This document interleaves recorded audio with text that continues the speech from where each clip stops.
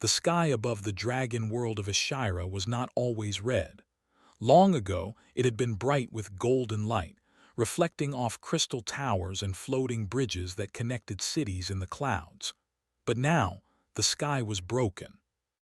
Shattered pieces of the once mighty floating cities hung like jagged teeth over the lava seas below.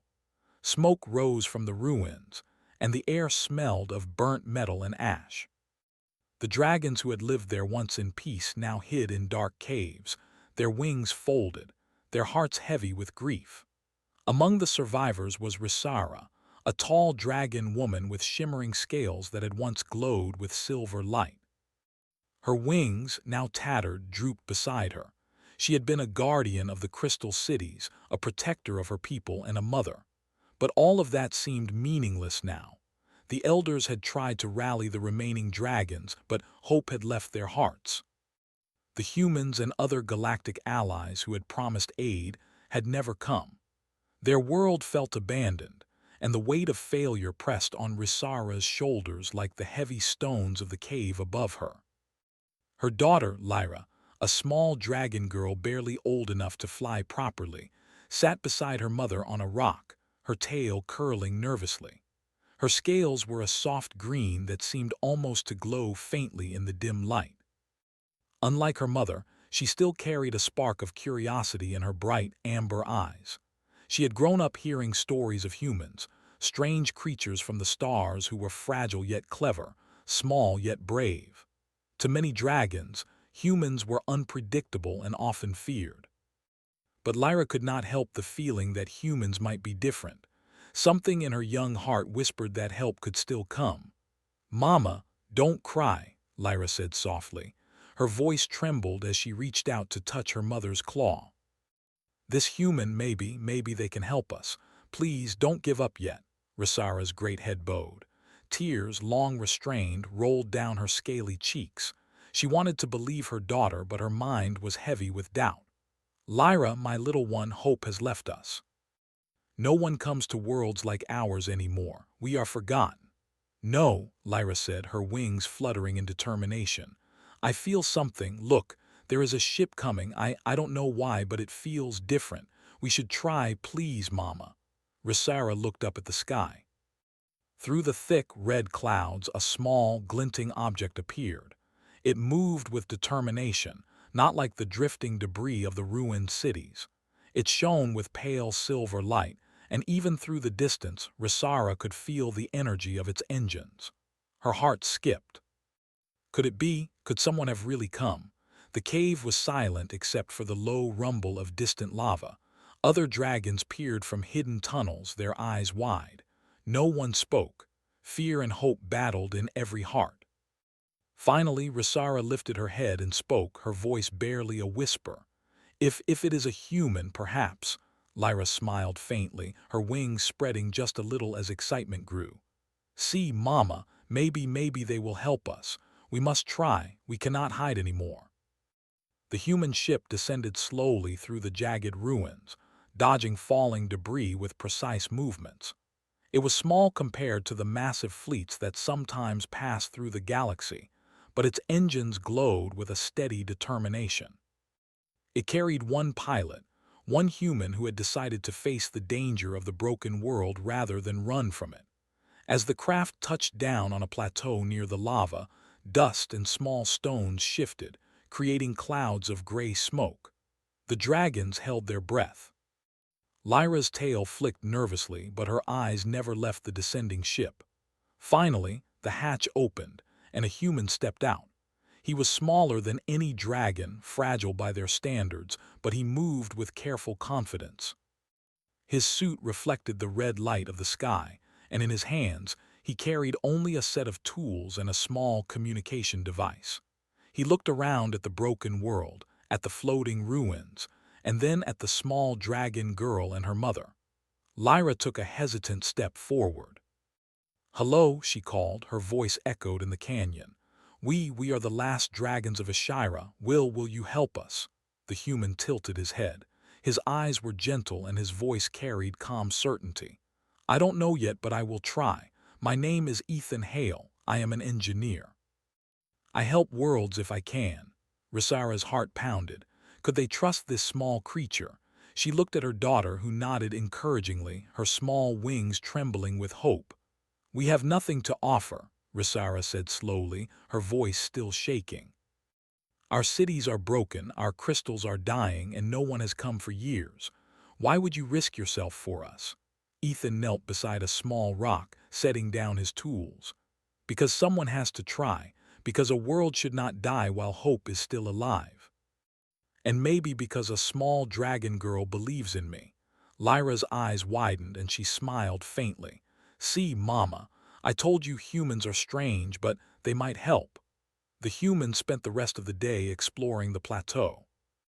He examined the floating city ruins, tapping here and there, taking readings, muttering to himself. Lyra followed him everywhere, pointing out hidden tunnels, old generator systems, and cracked crystal cores that still glimmered faintly. She asked endless questions, and Ethan answered patiently, explaining how humans repair and adapt rather than giving up. At night, the dragons huddled in the caves. Smoke from small fires filled the air, and the soft sound of molten lava echoed outside. The elders whispered, unsure of what to do. The humans were unpredictable, yes, but there was something about Ethan's calm determination that seemed different. Lyra lay close to her mother, whispering, Mama, maybe he can really fix the city cores. Maybe our people can rise again. Please, let's not be afraid. Risara's heart ached at the hope in her daughter's words. She had protected her people for centuries, had fought wars and defended their floating cities with all her strength. And yet she had never felt a hope like this. She reached out, touching Lyra's glowing scales. If you believe, then I will try to believe too. Days passed, and Ethan worked tirelessly. He climbed the ruins of broken towers, repaired small generator systems, and began rerouting power to sections of the city. Every step was dangerous. Pieces of the floating cities shifted unexpectedly, and lava boiled below. But he did not stop. Lyra often flew alongside him, carrying small tools and observing. She learned from his methods, imitating his careful movements. She even began showing other young dragons how to help, teaching them courage and persistence through example. One afternoon, a distant rumble shook the plateau. Shadows moved across the red sky, scouts from a former enemy faction, returning to claim the weakened dragon world as their own. Fear rippled through the dragon survivors. Risara's scales bristled. They come for us and we have nothing, we cannot fight. Lyra took her mother's hand, her small claws gripping tightly. Mama, no, we have Ethan. And maybe humans are different. Maybe they stand with us. Ethan looked up at the sky, calm but firm. I can't fight them alone, but I can buy time. And maybe your people can stand with me if they choose to try. The dragons looked at each other uncertainly. None had seen a human fight before. They did not know how strong or brave he was. But they had felt his determination, had seen his patience, and had noticed how he cared, not for glory but for life. Night fell, and the human worked late into the darkness. Tiny lights flickered across the plateau as he repaired circuits and rewrote the control protocols of the city cores. Lyra hovered nearby, watching, her amber eyes shining with admiration. Finally, as the first red light of dawn touched the jagged ruins, Ethan looked up and spoke. It's not perfect, but it will hold for now. If we continue, maybe the floating cities can rise again. Lyra flew to her mother, her wings beating fast with excitement. Mama, did you hear? He said. Maybe the cities can rise. We have a chance. Risara allowed herself a small smile, tears still clinging to her eyes. Yes, Lyra, maybe we do. Perhaps this human is not like the others. Perhaps he will help us. From the depths of the cave, the other dragons peered out, hope mingling with fear. For the first time in years, the red sky above Ishira seemed to promise more than despair. Lyra hugged her mother tightly. See, Mama, I told you this human might help us. We are not alone. Risara looked at her daughter, then at the small human working tirelessly below. And in that moment, she understood something she had not realized in centuries. Sometimes, hope comes in the smallest, most unexpected forms. The part ends with the human standing on the plateau, tools in hand, gazing at the ruins around him. Lyra hovers nearby, her eyes wide with wonder. The red sky glows faintly brighter, as if acknowledging the first glimmer of a new dawn. The dragons, long hidden and afraid, finally begin to believe again. The sun barely rose over the jagged ruins of Ashira when the first signals reached the dragon caves. From the plateau where Ethan worked tirelessly, faint pulses of light blinked across his tools. Each pulse was a sign that a system was responding. Small, steady, and alive. It was not much, but it was a start. The broken floating cities, though damaged beyond imagination, were beginning to hum with life once again. Lyra hovered beside him, wings fluttering in nervous excitement. "Ethan, look, that one generator, it is glowing, you did it." Ethan wiped sweat from his brow, crouched low over a cluster of wires. "Yes, it's stable for now, but one section at a time, Lyra. We can't risk too much too soon. These systems are old, fragile, and unpredictable." Lyra's small claws rested on the edge of the console. "Can I help?" she asked. Ethan smiled faintly. "Yes, you can watch and learn. Then maybe you can teach others how to help. Your people need to understand that even small efforts make a difference." Lyra nodded eagerly. For the first time in her short life, she felt like she could make a difference. She darted between the broken generators, noting every loose wire, every flickering light. She whispered to herself as she worked, teaching herself as much as she could. Meanwhile, Risara and the elders observed from a distance. Their scales gleamed faintly in the rising sun, a mix of awe and disbelief in their eyes. "This human, he is nothing like the others," murmured Risara. "He does not demand, he does not take, he simply fixes, he perseveres." One of the elder dragons, a long-scaled warrior named Vorin, shook his massive head. "I have seen humans before, Risara. They are clever, yes, but fragile. One small attack and they break. How can we trust him to stay here?" Risara's gaze did not leave Ethan. "Because he does not leave. He works while we hide. He endures while we despair. That is something different, that is strength." Lyra glanced at her mother and the elders, a spark of pride in her eyes. "Mama, see, even they are noticing. He is helping. And maybe we can rise again." Days turned into nights. Ethan worked without pause, repairing sections of floating cities one at a time. He climbed broken towers, rewiring circuits, replacing shattered conduits, and carefully stabilizing the energy cores that once powered the magnificent cities. Every time a section lit up with energy, the small glow of hope spread through the dragons below. The human did not stop, even when exhaustion weighed heavily on him. He slept only briefly, curled beside a makeshift station with his tools still within reach. Lyra stayed close, fascinated by his endurance. "Humans, they really do not give up, do they?" she whispered to herself. Ethan looked up at her, noticing the question in her gaze. "We survive because we must," he said softly. "We face what others think is impossible because someone has to, even if the odds are against us." Lyra blinked, her small claws gripping the edge of the platform. "That is amazing. I have never met anyone like you." Ethan smiled faintly, his attention returning to the circuits.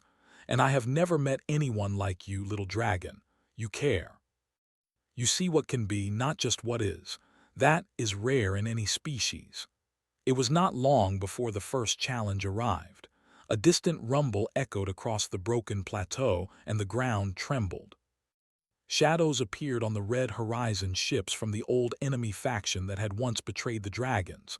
Their dark hulls moved silently, scanning for weakness. The dragons tensed. Fear was visible in every eye. "They are back," Vorin growled. "They want to claim what is left." "We cannot fight them." Lyra's wings twitched nervously. "Mama, we have Ethan. Maybe he can help us again." Ethan climbed higher on the plateau, tools dangling from his belt. "I can slow them," he called down. "I can make sure your people survive while we prepare. But you have to be ready to stand with me."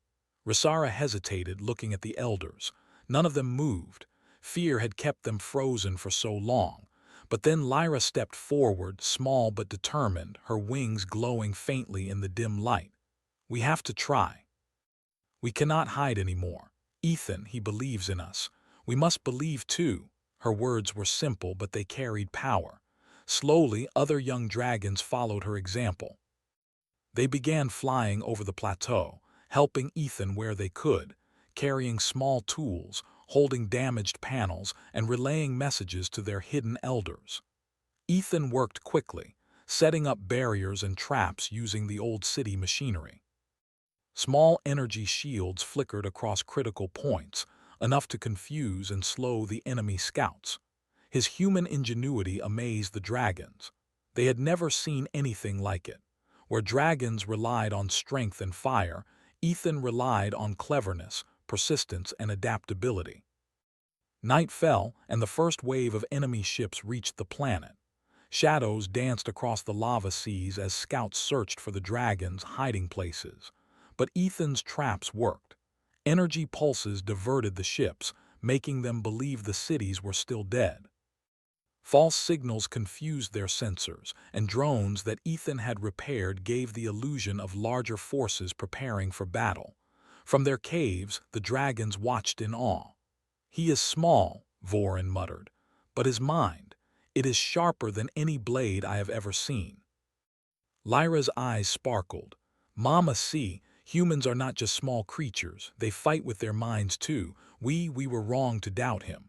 Rasara nodded slowly, tears in her eyes. "Yes, we were wrong, perhaps. Hope can come from the most unexpected places." For several days, Ethan continued working with the dragons. Slowly, the floating cities began to hum with renewed energy. Cracked panels stabilized, energy cores glowed, and faint lines of light traced the pathways of the ancient bridges. Lyra flew everywhere, learning from Ethan and teaching others what she saw. One afternoon, as they repaired a particularly damaged city tower, Ethan paused and looked out at the horizon. The enemy scouts were gone for now, but he knew they would return.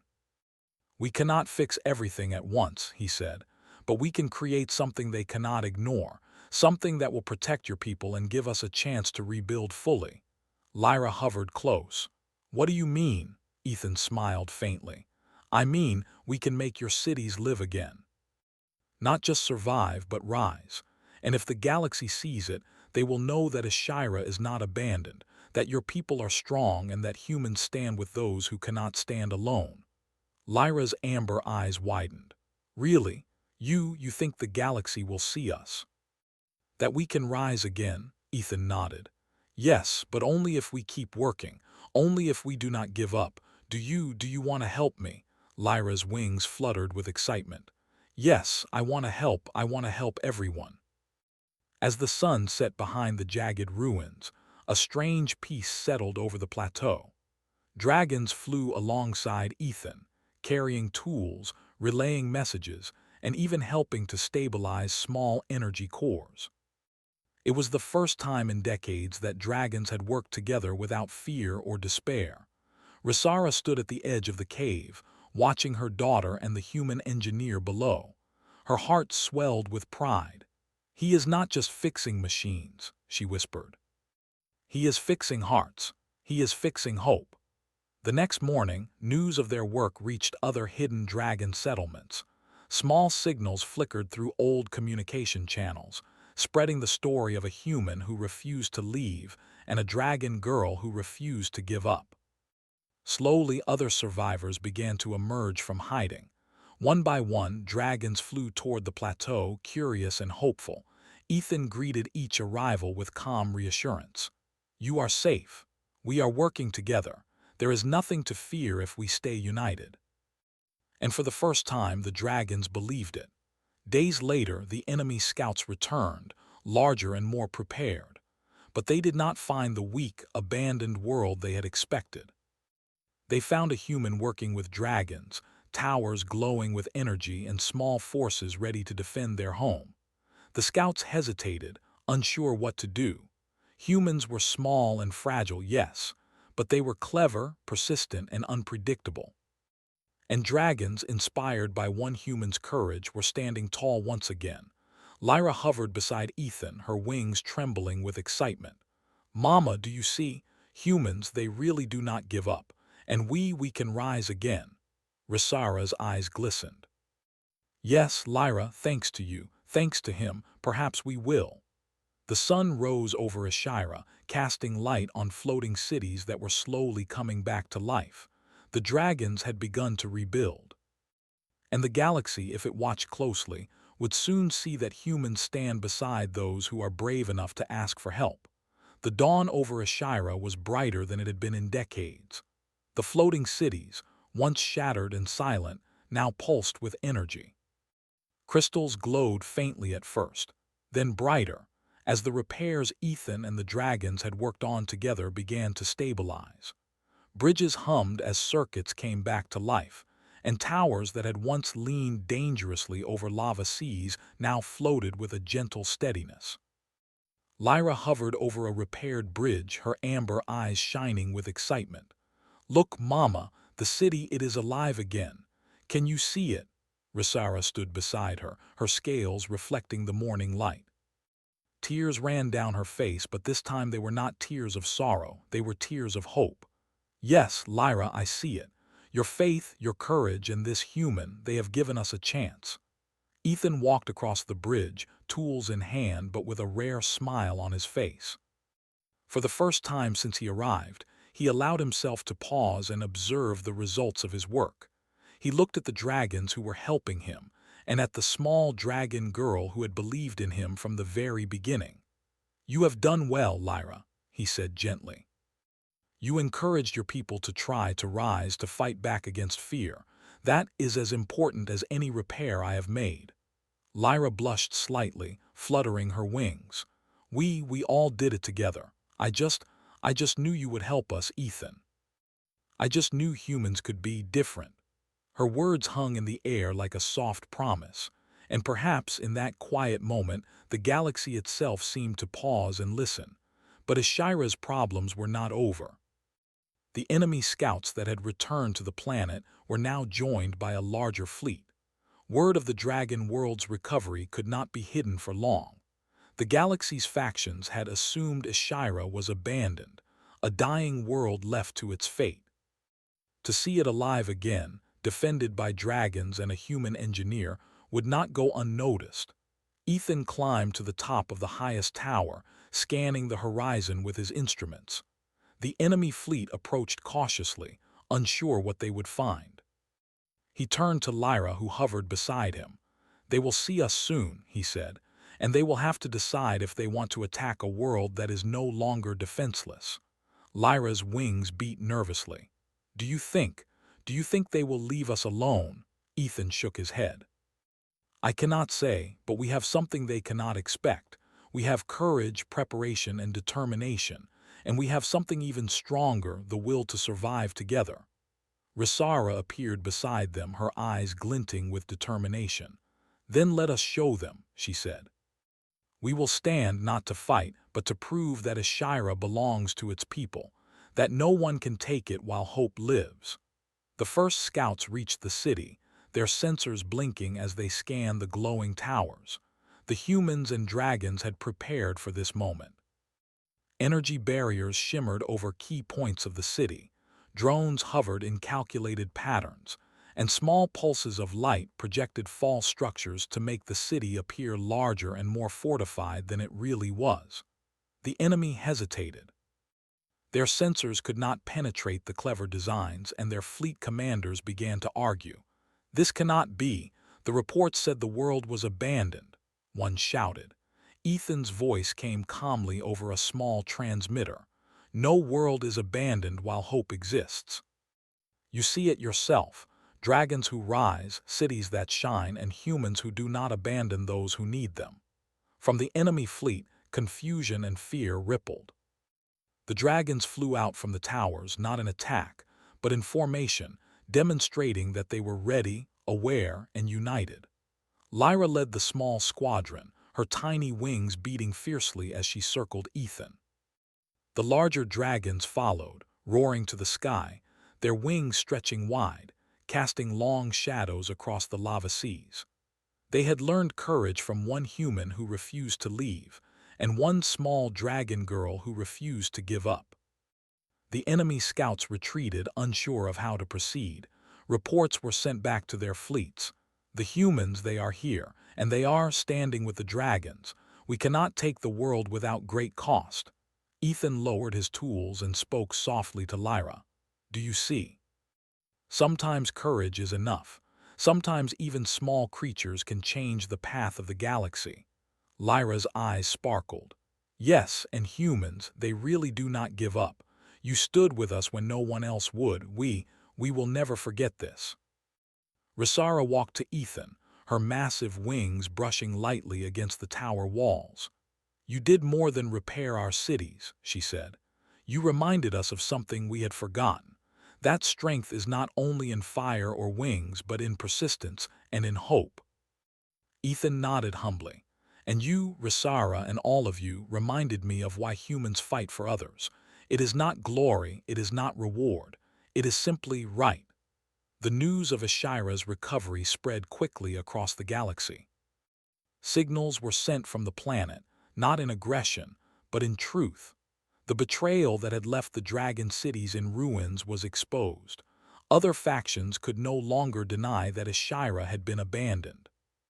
The truth reached allied worlds, merchants, and explorers, and a wave of support began to arrive. Human fleets, small at first, joined Ethan's efforts, delivering supplies, engineers, and aid. The dragons welcomed the newcomers cautiously, still wary of outsiders. But Lyra led them through the cities, showing that humans could be trusted, that they could work together, and that friendship was stronger than fear. In time, the floating cities of Ashira rose higher than before. Bridges glimmered with repaired energy, towers floated smoothly above the lava seas, and the entire planet seemed to hum with life once more. Dragons who had once hidden in fear now soared through the skies, practicing their flight, repairing the last damaged areas, and teaching younger dragons the lessons of hope and courage. Lyra became a symbol across Ashira.